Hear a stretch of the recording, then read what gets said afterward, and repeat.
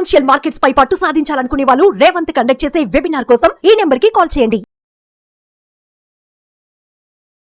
నమస్తే, welcome to Suman TV. నేను మీ విష్ణు. ప్రస్తుతంతో పాటు సీనియర్ స్టాక్ మార్కెట్ అనలిస్ట్ జీవి సత్యనారాయణ గారు ఉన్నారు. వారితో మాట్లాడదాం.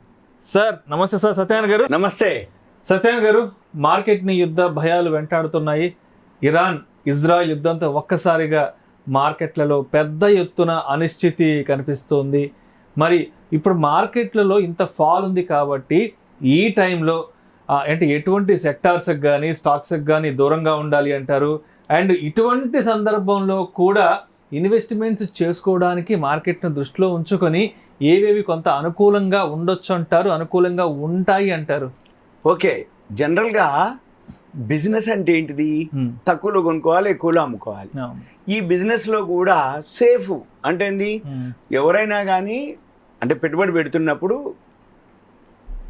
అంటే మనం పెట్టుబడి ఎంత పెడుతున్నాం, దాని మీద మనకి ఎంత రిటర్న్స్ వస్తున్నాయి, మనం ఎంత చేస్తున్నాం అనేది జనరల్గా అంతా ఆలోచిస్తారు. అయితే ఇప్పుడు ఈ యుద్ధ భయాలు ఉన్నప్పుడు కానీ, అమెరికాలో వడ్డీ రేట్లు కానీ, ఇప్పుడు ప్రజెంట్ సిచ్యువేషన్లో సేఫ్గా అంటే ఈటీఎఫ్లు, ఎక్స్చేంజ్ ట్రేడెడ్ ఫండ్స్ అంటారు వాటిని, ఈటీఎఫ్. వాటిని బీస్ కూడా అంటారు, BEES. నిఫ్టీ బీస్ అని, గోల్డ్ బీస్ అని, సిల్వర్ బీస్ అని. అయితే ఇప్పుడు నేను చెప్పేది ఏంటిది అంటే, ఇది మన ఇండియాలో ఇప్పుడు ప్రజెంట్ అంటే ఆల్ టైమ్ హైక్ ఎప్పుడైతే పోయిందో మార్కెట్, FIIలు కొంటే మన మార్కెట్లు ఫారిన్ ఇన్స్టిట్యూషనల్ ఇన్వెస్టర్లు, FPI foreign portfolio ఇన్వెస్టర్సు, FI foreign ఇన్వెస్టర్లు, వీళ్ళందరూ అంటే సింగిల్ అయితే ఫారిన్ ఇన్వెస్టర్లు, గ్రూప్గా అయితే ఫారిన్ ఇన్స్టిట్యూషనల్ ఇన్వెస్టర్సు, మళ్ళీ వాళ్ళనే ఫారిన్ పోర్ట్ఫోలియో ఇన్వెస్టర్స్. వీళ్ళందరూ కొనబట్టి మన మార్కెట్లో ఆల్ టైమ్ హైక్ పోవడం జరిగింది. 2 రోజుల్లోనే శుక్రవారం నాడు 1800 పాయింట్లు అప్ అండ్ డౌన్ జరగడం జరిగింది. గురువారం రోజు వచ్చేటప్పటికి 1269 పాయింట్లు మార్కెట్లు ఏది ఇరాన్ ఇజ్రాయెల్ వారితోటి పట్టడం జరిగింది. అయితే ఏం జరుగుతుంది, ఏం జరుగుద్ది, రేపు రాబోయే రోజుల్లో ఏం జరగబోతుంది? మన పని ఏంటిది అంటే సింపుల్గా ఈటీఎఫ్లు అయితే సేఫ్ అనమాట. ఇప్పుడు ఇంత పడ్డా కానీ షేర్ మార్కెట్లో ఇండివిజువల్ షేర్స్ పడటం వేరు, ఈటీఎఫ్లు పడలేదు, ఏదో నామినల్ అనమాట. అంటే నీ పైసలకి ఒకటే లెక్క. బాగా పెరిగిన షేర్లు బాగా పడతాయి, బాగా పడ్డ షేర్లు వాల్యూ అనుకుంటే మళ్ళీ బాగా పెరుగుతాయి. కానీ మనకి పట్టుకోవటం అంటే మామూలు ఇన్వెస్టర్గా పట్టుకోవటం అనేది చాలా కష్టం ఒకటి. ఇక రెండోది సేఫ్గా అనే దానికి వచ్చేటప్పటికి FIIలు కానీ DIIలు కానీ అంటే ఫారిన్ ఇన్స్టిట్యూషనల్ ఇన్వెస్టర్సు, DIIలు డొమెస్టిక్ ఇన్స్టిట్యూషనల్ ఇన్వెస్టర్లు, ఫారిన్ వాళ్ళు అంటే ఫారిన్ వాళ్ళు, DII అంటే మన మ్యూచువల్ ఫండ్స్. వాళ్ళందరూ ఇప్పుడు ఏం చేస్తారంటే మాన్యువల్ లేదు system, only artificial intelligence AI ద్వారా, ఆల్గో సాఫ్ట్వేరే. అంటే మార్కెట్ పడుతూ ఉంటే అదే AI ద్వారా అమ్మేస్తూ ఉంటుంది, పెరుగుతూ ఉంటే అదే కొనేస్తుంది. ఇప్పుడు వరల్డ్ మార్కెట్లో ఇప్పుడు చైనా మార్కెట్ ప్రజెంట్ హాలిడేస్లో ఉన్నాయి, మళ్ళీ అక్కడ షేర్లు బాగా లోలో ఉన్నాయి అనేది ఇప్పుడు నుంచి చైనా ఎకానమీ బాగుంటుంది అని FIIలు ఎవరైతే ఉన్నారో ఫారిన్ ఇన్స్టిట్యూషనల్ ఇన్వెస్టర్లు వాళ్ళంతా చైనా కంపెనీల్లో పెట్టుబడులు పెడుతున్నారు. ఇక మనం ఏం చేయాలి? FIIలు ఎక్కడ పెట్టుబడి పెడతారు? వాళ్ళ పని ఏం లేదు. ఏ దేశం ఎకానమీ బాగుంది, ఏ దేశం గ్రోత్లోకి వస్తుంది, ఏ దేశంలో ఏ కంపెనీల్లో పెట్టుబడి పెడితే గ్రోత్ ఉంటుంది అని వాళ్ళు ఏం చేస్తారు? ఆ దేశంలో పెట్టుబడులు పెడతారు. ఇప్పుడు వరకు ఎలక్షన్స్ అయిపోయింది, బడ్జెట్ వచ్చింది, మన మార్కెట్ ఆల్ టైమ్ హైక్ పోయింది, FIIలు కంటిన్యూగా పెట్టుబడి పెట్టుకుంటూ వచ్చారు. మళ్ళీ ఇప్పుడు ఏం చేస్తారు? వాళ్ళు స్విచ్ ఓవర్ అవుతారు. స్విచ్ ఓవర్ అవుతుంది మన దగ్గర నుంచి అమ్మేసి ఇప్పుడు చైనాకి వెళ్ళిపోతారు వాళ్ళు. ఎప్పుడైతే FIIలు చైనాకి వెళ్ళిపోతారో మన పని ఏంటిది? చైనా కంపెనీలని కొనాలి అనుకుంటే ఈ చైనా కంపెనీలు ప్రాఫిట్ అండ్ లాస్లు, బ్యాలెన్స్ షీట్లు, గ్రాఫ్లు, టెక్నికల్స్ ఇవన్నీ మళ్ళీ చూడాలి కదా. ఇవన్నీ చూసే బదులు సింపుల్గా ఏంటిది నేను చెప్పేది ఏంటిది అంటే ETF అని ఉంటుంది, ఎక్స్చేంజ్ ట్రేడెడ్ ఫండ్స్. ఈ ఎక్స్చేంజ్ ట్రేడెడ్ ఫండ్ అంటే ఏంటిది? ఏదైతే మనకి NSE, BSE ఎలా అయితే ఎక్స్చేంజ్లు ఉన్నాయో అలా ప్రతి కంట్రీకి ఇప్పుడు అమెరికా ఉంది, డౌ Jones, Nasdaq, New York stock exchange, ఇట్లా చైనా ఉంది, హ్యాంగ్సెంగ్, జపాన్ నిక్కీ, ఇలా ఒక్కొక్క కంట్రీకి ఒక్కొక్క ఎక్స్చేంజ్లు ఉంటాయి. ఇప్పుడు మన పని ఏంది? చైనా కంపెనీలు ఏవైతే ఉంటాయో హ్యాంగ్సెంగ్ ETFలు ఉంటాయి, మన ఇండియాలోనే ట్రేడ్ అవుతాయి, మన మ్యూచువల్ ఫండ్ మాదిరే. మన పని ఏంటిది? కొన్ని ఆర్గనైజేషన్లు ఉన్నాయి, హ్యాంగ్సెంగ్ ETF చేస్తే ఆ హ్యాంగ్సెంగ్ ETF ఏం చేయక్కర్లేదు, ఫండమెంటల్తో పని లేదు. ఓన్లీ ఇన్ ట్రేడింగ్ వ్యూ అని ఒక వెబ్సైట్ ఉంటుంది, ఆ ట్రేడింగ్ వ్యూలోకి వెళ్ళి గ్రాఫ్ చూసుకోండి మీరు. సింపుల్గా గ్రాఫ్ సపోర్ట్ రెసిస్టెన్స్ అని ఉంటుంది. సపోర్ట్ అంటే పెరగటానికి రెడీగా ఉంది, రెసిస్టెన్స్ అంటే పడటానికి రెడీగా ఉంది. Simple. Hang Seng ETF in trading వ్యూలోకి వెళ్ళి ఎప్పుడైతే సపోర్ట్ అంటే వి షేప్ లో గ్రాఫ్ తిరుగుతుంది, మన పని ఏంటిదిగా హ్యాంగ్సంగ్ ఈటీఎఫ్ కొనుక్కో.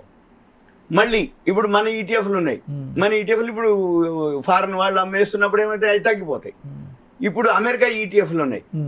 ఏది ఇప్పుడు అమెరికా ఈటీఎఫ్లు వచ్చేటప్పటికి అమెజాన్, ఫ్లిప్కార్ట్, మనకు తెలిసిన పేర్లు, యాపిల్ అనుకోండి, లేకపోతే ఎన్విడియాలు, ఇవన్నీ అమెరికాలో ఉన్నటువంటి షేర్లు. మన పని ఏం చేయక్కర్లే, అమెరికాలో ఉన్నటువంటి డౌ జోన్స్, నాస్డాక్, న్యూయార్క్ ఈటీఎఫ్లు మళ్ళీ అవి ఏదన్నా ఉండని, ఏ షేర్లన్నీ ఉండని, 30 ఉండని, 50 ఉండని, ఎన్విడియా ఉంటుందా, యాపిల్ ఉంటుందా, ఒకరోజు ఎన్విడియా పెరుగుతుంది, ఒకరోజు యాపిల్ పెరుగుతుంది, ఒకరోజు అమెజాన్ పెరుగుతుంది, ఒకరోజు ఫ్లిప్కార్ట్ పెరుగుతుంది. నువ్వు కొన్నది పెరగాలని లేదు. అందుకని మన పని ఏంటిది, ఈటీఎఫ్ అయితే సేఫ్. ఎందుకంటే ఒకటి పెరిగి ఒకటి తగ్గినా ఓవరాల్గా నీకు అది పైకే ఉంటుంది తప్ప కిందికి ఉండదు. ఇక అందుకని మనం ఏం చేయాలి, ఇప్పటి నుంచి ఎవరైతే ఈ వీడియో అబ్జర్వ్ చేస్తుర్రో, ఎవరైతే చూస్తుర్రో, సింపుల్ అనమాట, ఏం లేదు. ట్రేడింగ్ వీక్ వెళ్ళాలి, హ్యాంగ్సంగ్ ఈటీఎఫ్లు, డౌ జోన్స్, నాస్డాక్, నిక్కీ ఈటీఎఫ్లు. మనం మెయిన్ మనకి 4 యూరోపు, యుఎస్, చైనా, జపాన్. మనకి 4 మంది కాకుండా. మన పని ఏంటిది, జపాన్ ఈటీఎఫ్లు చిన్న అమౌంట్ పెట్టండి ఫస్ట్. ఇనీషియల్గా ఏమి ఓ బుర్రంతా దించి లక్షలు పెట్టక్కర్లే. 1000, 2000, 5000, 10,000 తోటి ఒక్కొక్క ఈటీఎఫ్లు, జపాన్దొకటి, చైనాదొకటి, యుఎస్దొకటి, మన ఇండియా, అన్ని ఈటీఎఫ్లు స్ప్లిట్టింగ్ చేస్తే మీకు తెలిసిపోతుంటుంది. అంటే ఎక్కడ గ్రోత్ ఉంటుందా, ఏది ఫాస్ట్గా మూవ్ అవుతుందా. మనం ఏం చేయాలి అప్పుడు, అవి వాటిలోకి స్విచ్ ఓవర్. అంతే. ఈటీఎఫ్ చాలా సేఫ్. ఇప్పుడు యుద్ధాలు అవుతున్నాయి, యుద్ధాలు అయిన ఫారిన్ ఇన్స్టిట్యూషన్ లో అమ్ముతుర్రయ్యా. ఇక్కడ అమ్మి ఎక్కడ పెడతారు, ఎక్కడో ఒక దగ్గర పెట్టాలి. వాళ్ళ దగ్గర పైసలు ఉన్నప్పుడు వాళ్ళు ఇండియాలో అమ్మేస్తే చైనాలో పెడతారు, చైనాలో పెడతారు. కాకపోతే మళ్ళీ అమెరికా ఇప్పుడు వడ్డీ రేట్లు తగ్గినాయి, మళ్ళీ ఎకానమీ ఇప్పుడు ఎలక్షన్స్ ఉన్నాయి అమెరికాలో, ఎలక్షన్స్ అయిపోయినాయి అంటే మళ్ళీ ఏదో ఒక కొత్త గవర్నమెంట్ ఫామ్ అయింది. మళ్ళీ కొత్త గవర్నమెంట్ ఫామ్ అయినా 4 ఏళ్ళు ఉంటుంది. 4 ఏళ్ళు ఉంటుంది అంటే మళ్ళీ వాళ్ళు ఏదో అంటే స్కీమ్స్ అనుకోండి, గవర్నమెంట్ పాలసీలు అనుకోండి, మళ్ళీ ఏమైతుంది, అమెరికా మార్కెట్లు మళ్ళీ పుంజుకుంటాయి. మళ్ళీ అప్పుడు ఇప్పుడు మొన్నదాకా అమెరికా మార్కెట్ కూడా ఆల్ టైమ్ హైలోనే ఉన్నాయి. వరల్డ్ ఇప్పుడు గోల్డ్ ఆల్ టైమ్ హైలో ఉంది, అమెరికా మార్కెట్ లో ఆల్ టైమ్ హైలో ఉంది, మన ఇండియా మార్కెట్ లో ఆల్ టైమ్ లో ఉంది. ఒక్క చైనా మార్కెట్ లో డౌన్ లో ఉన్నాయి. ఈ చైనా మార్కెట్లు కూడా ఇప్పుడు వీళ్ళందరూ మళ్ళీ అక్కడ ఇన్వెస్ట్ చేస్తే మళ్ళీ అక్కడ మార్కెట్లు కూడా పెరగడం మొదలు పెడతాయి. ఇది మన పని. ఇక మన పని ఏం లేదు, బిజినెసే. షేర్ మార్కెట్ గ్యామ్లింగ్ కాదు. బిజినెస్ అంటే ఏంది, మన పని సింపుల్ గా ఎక్కడ ఇన్వెస్ట్ చేస్తే మనకి రిటర్న్స్ వస్తాయి, ఏది ఇన్వెస్ట్ చేస్తే రిటర్న్స్ వస్తాయి, అది చూసుకుంటే చాలా. సో అదే విధంగా సెక్టోరియల్ గా స్టాక్స్ పరంగా అంటే ఒకవైపు యుద్ధం నడుస్తోంది కాబట్టి, అవును, కేవలం యుద్ధం కారణంగా ఏ సెక్టార్స్ మీద ఎక్కువగా ఇంపాక్ట్ ఉంటుంది అంటారు? ఎఫ్ఎంసీజీ మీద. Okay okay.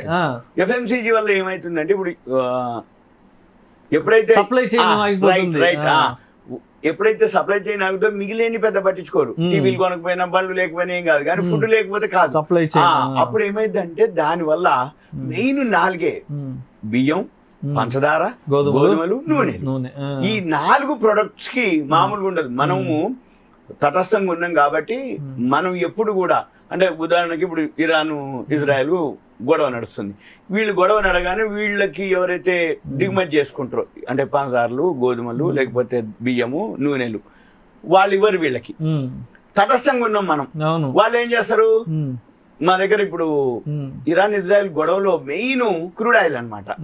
ఈ క్రూడ్ ఆయిల్ వాళ్ళు చిన్నది అయినా కూడా వాళ్ళు ఎందుకు ప్రపంచవ్యాప్తంగా ఆ విధంగా నడుస్తుంది అంటే క్రూడ్ ఆయిలే. ఈ క్రూడ్ ఆయిల్ బావులు మనకి నీళ్ళు ఎట్లా ఉంటాయి, వాళ్ళకి క్రూడ్ ఆయిల్ అట్లా వస్తుంది. కాబట్టి వాళ్ళ దగ్గర క్రూడ్ ఆయిల్ చీప్ కాబట్టి వాళ్ళు ఏం చెప్తారు, బాబు మీరు క్రూడ్ ఆయిల్ తీసేసుకోండి, మాకు కావాల్సినవి ఇవ్వండి అని అంటారు.